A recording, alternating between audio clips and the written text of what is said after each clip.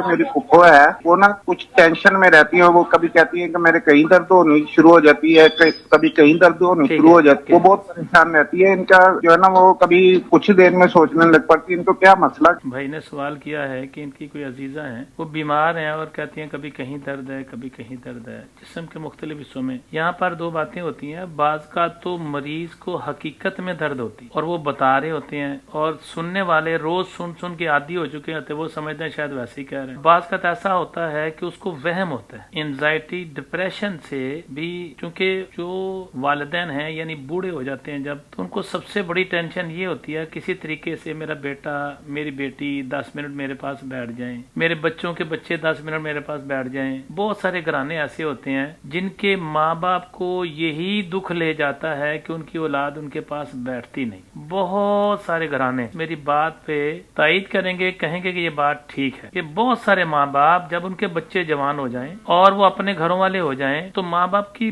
बड़ी ख्वाहिश होती है कि किसी तरीके से मेरा बेटा मेरी बेटी मेरे पास 10 मिनट बैठे, मेरे से बातें करे, मेरे से कुछ ले या बच्चों के बच्चों से ज्यादा प्यार होता है। दादी दादा को, नानी नाना को औलाद की जो औलाद होती है ना, उससे ज्यादा प्यार होता है। यूं कह लें कि दरख्त से ज्यादा प्यारा फल होता है। तो बाज का वालिदैन को ये प्रॉब्लम भी होती है, घरेलू मसाइल भी होते हैं। तो आपकी जो अजीजा हैं उनको डिप्रेशन की वजह से, टेंशन की वजह से प्रॉब्लम है, उनसे कहें कि अस्तगफिरुल्लाह अस्तगफिरुल्लाह अस्तगफिरुल्लाह सुबह शाम कम से कम 100 दफा, सुबह फजर की नमाज के बाद और 100 दफा ईशा की नमाज के बाद दरूद पाक पहले बाद में पढ़ें। अल्लाह ताला के फजलो करम से सरकार मदीना अलैहिस्सलाम की निगाह करम का सदका जरूर करम नवाजी हो जाएगी और अल्लाह उनको शिफा दे देगा।